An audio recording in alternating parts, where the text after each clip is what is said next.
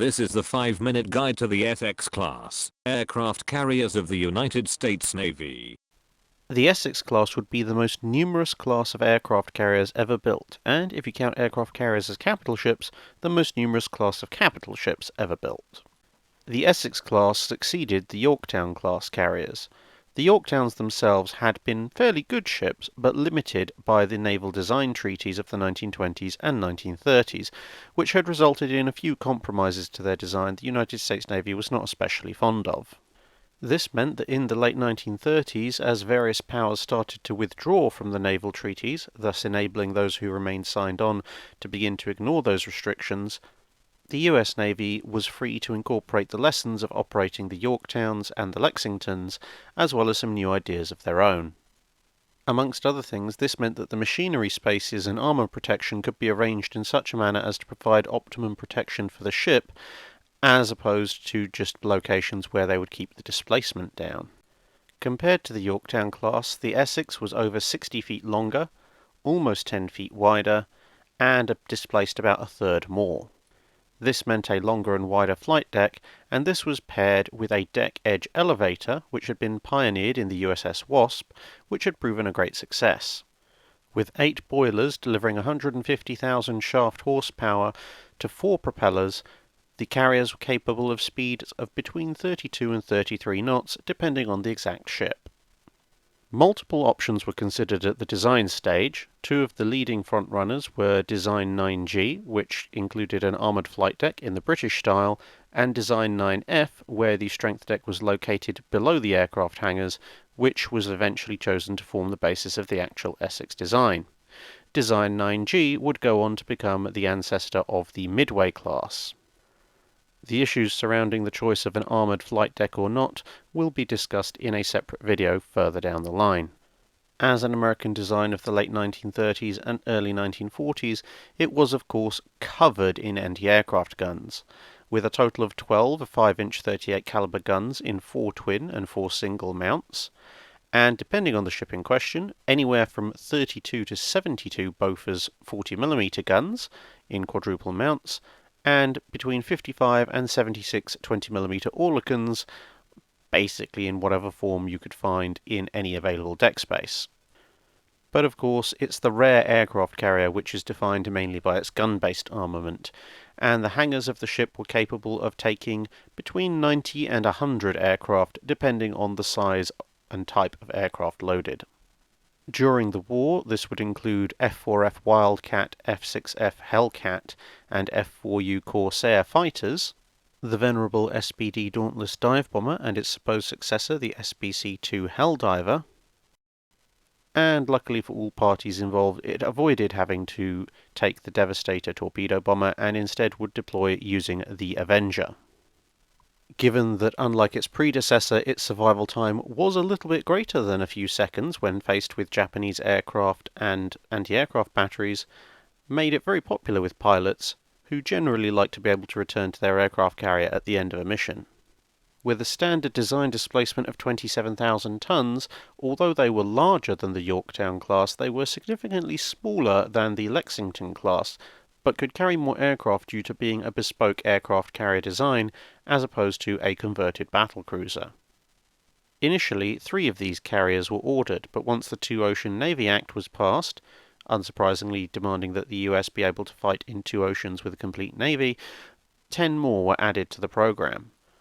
After the attack on Pearl Harbor and the US entry into the Second World War, Congress decided that 13 new fleet carriers was clearly insufficient, and that they would appropriate funds for 19 more. Unlike today's naming conventions for American carriers, the Essex class were originally assigned names from historic Navy ships.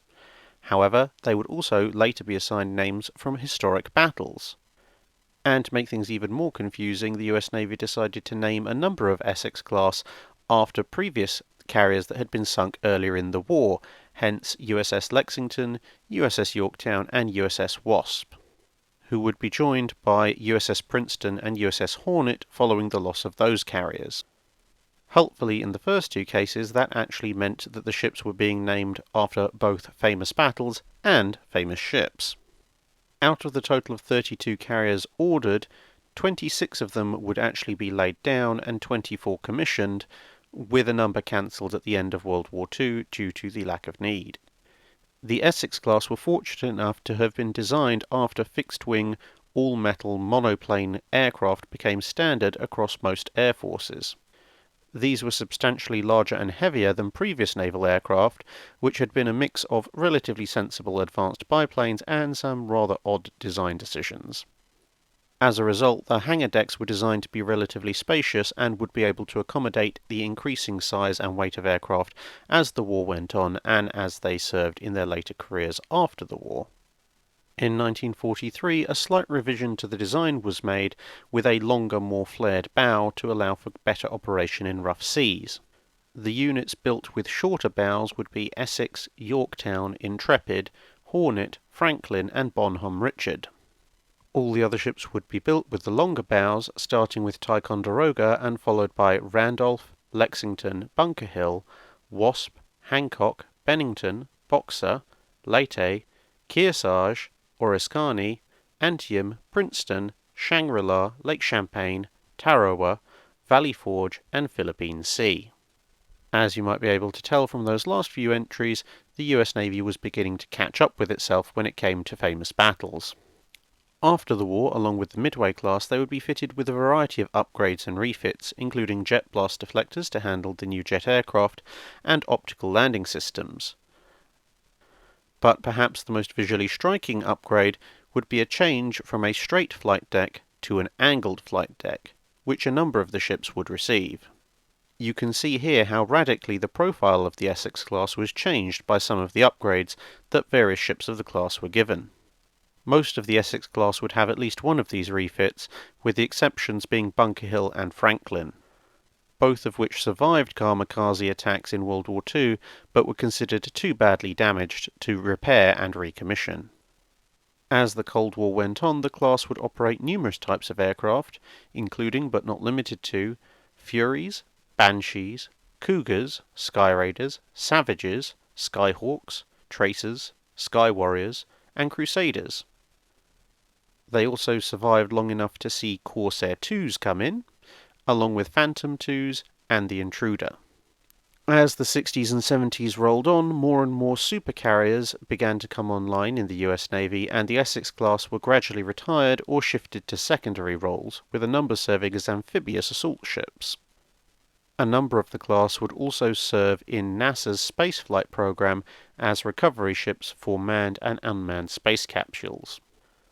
Most of the class would eventually be scrapped in the 1970s, with the exception of the Lexington, which served until 1991 as a training ship, the Oriskany, which was put into reserve and eventually scuttled as an artificial reef in 2006, and the Yorktown, Intrepid and Hornet, which would join Lexington as museum ships in various places across the United States. This has been a very brief look at a very famous and significant class of ship, but the format of these guides is to keep matters short and to the point. However, if you would like me to continue covering this class in more detail, somewhat akin to the extended look at the Iowas that we've been doing over the past few months, then feel free to say so in the comments, and if there's enough support, I will do that, and maybe even look at a few of the specific ships in particular. That's it for this video. Thanks for watching. If you have a comment or suggestion for a ship to review, let us know in the comments below. Don't forget to tag your question with Q&A if you want to leave a question for the dry dock.